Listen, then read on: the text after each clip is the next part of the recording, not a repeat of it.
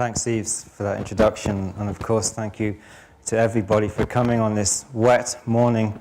I'm going to talk to you about marine conservation. I want to give you a little bit of warning. In about 5 minutes' time, you're going to help me tell you what's happening in marine conservation. I'm going to be asking you to stand up, so just to give you a little bit of warning about that. I need a pointer, please. Thanks.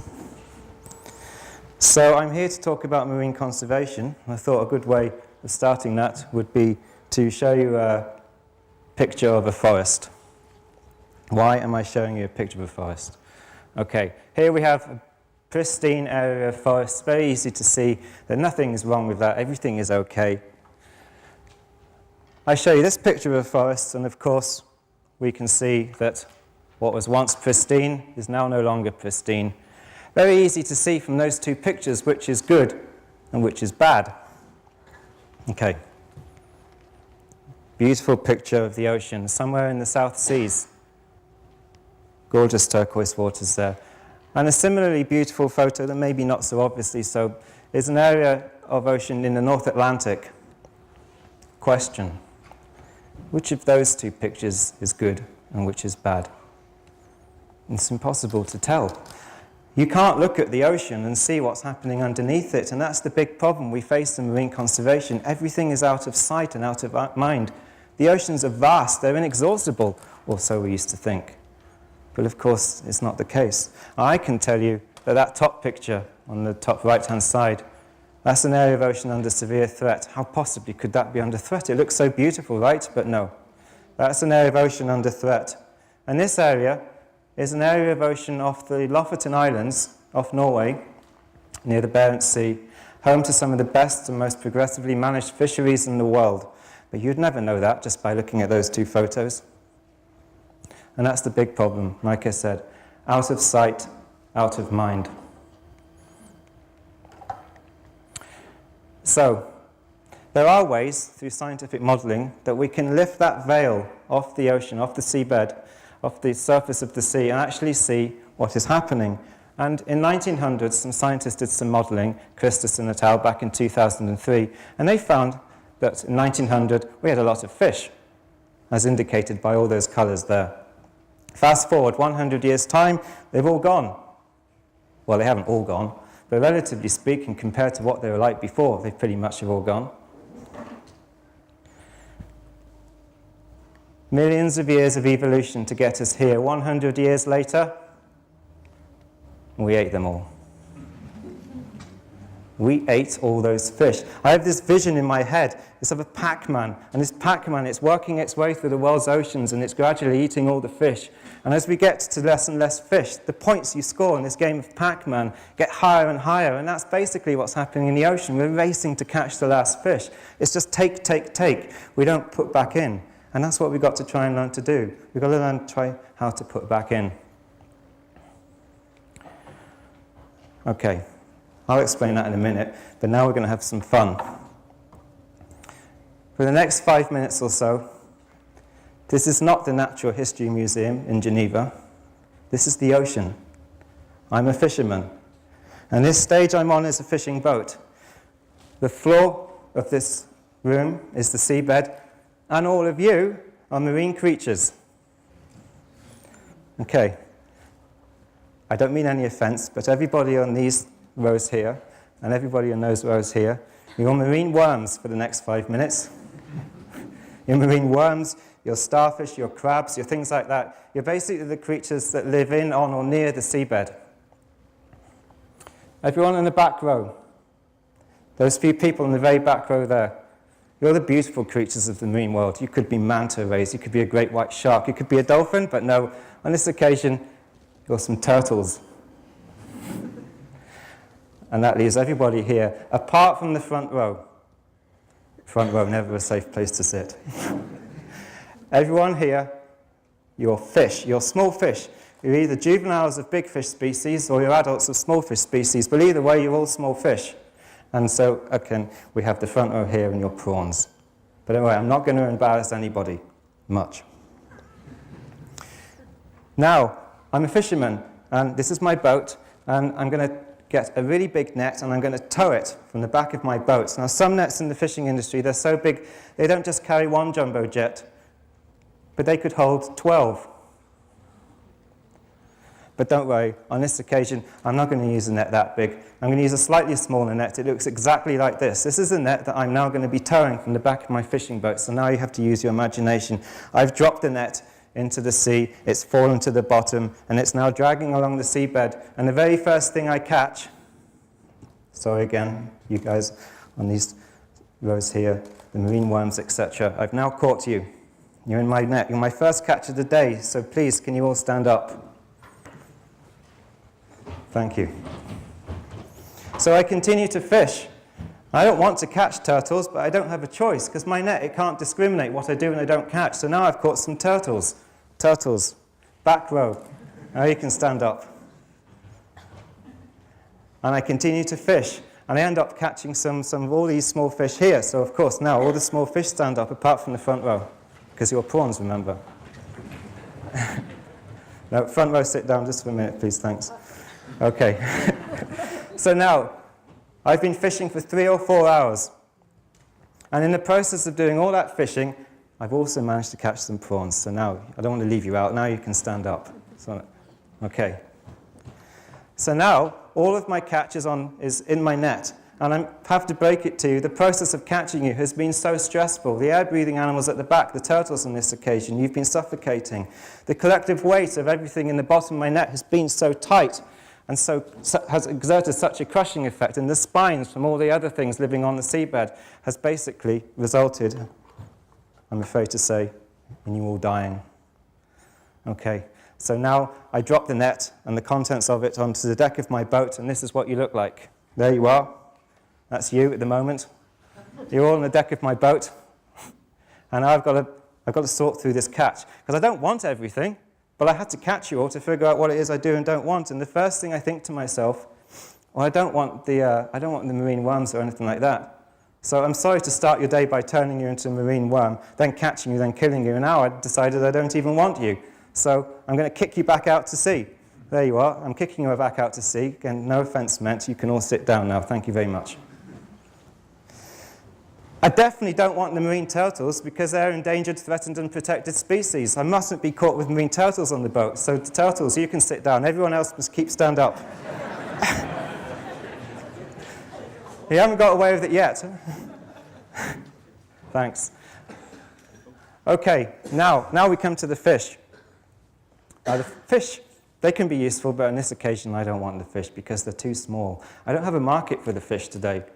So I'm going to chuck the fish back. There you go. All the fish can sit down. Everyone in the front row has to remain standing. Everyone in the front row, you're prawns. Now, sorry, I don't normally refer to my audience as prawns, but on this occasion, just for the purposes of the demonstration, you're prawns. In fact, it was you who I was trying to catch all along.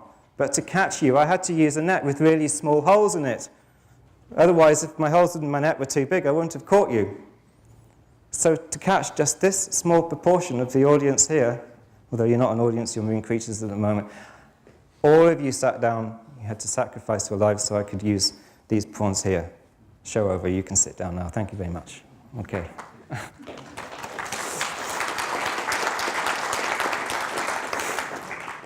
Things happen in the ocean that would never be tolerated on land.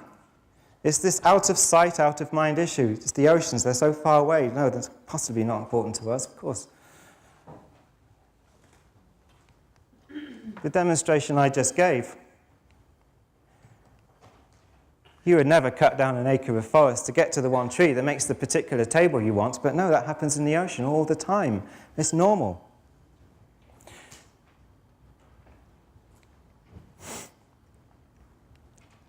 The really surprising thing in all of this is that as a result of the way we're fishing, we're not making more money. Okay, a few people are making a fast buck, but collectively the fishing industry is not making more money by fishing this way. And I should point out, the fishing industry, they don't want to fish in this way, the way I just demonstrated, but they operate under a regulatory environment, or they have certain socioeconomic constraints and considerations that force them into fishing this way. In fact, the wastage of fishing like that, in economic terms, is so bad that they're losing an estimated 50 billion a year in unrealized benefits if only they were fishing more sustainably. 2009, this report told us that.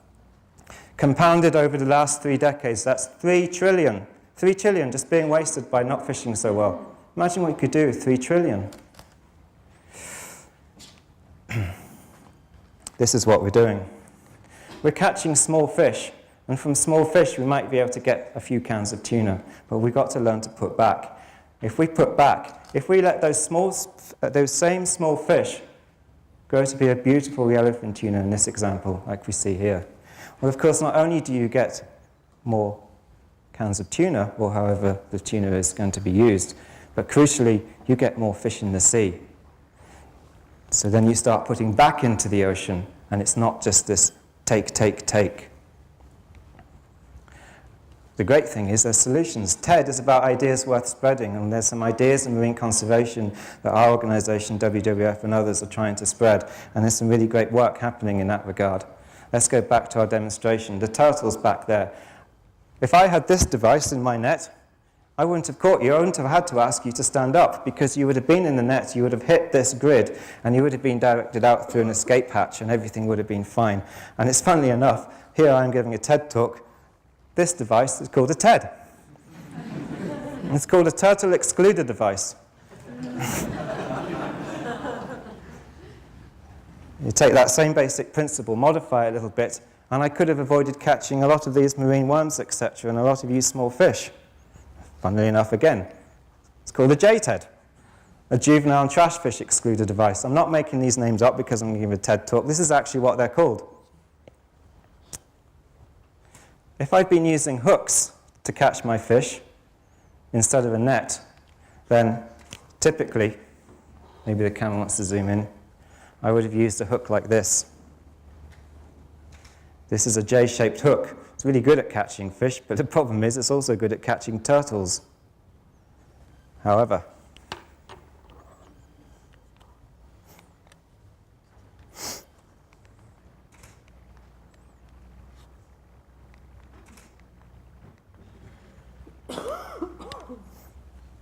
this is a circle hook. You take a simple J-shaped hook, you put a turn in it, and suddenly you have one of the most powerful conservation tools we have in the world today. Just through simply changing the bend in this hook, you catch less turtles. Simple, powerful change. Conservation in my hand right here. And that's not the only thing we can do. There's a lot more methods that we can adopt to fish better. It's not just innovative fishing gear technology. We can avoid certain areas through avoidance techniques. We can try and limit the fleet capacity and keep it in line with what the ecosystem can support. And you're the most powerful marine conservationists of all, because you can vote with your wallet when you go to the supermarket and buy only seafoods certified as sustainable under third-party certification schemes. We have a big toolbox in our armory to help marine conservation, but there's a really big problem. Not enough of it is happening because of money. It always comes down to money.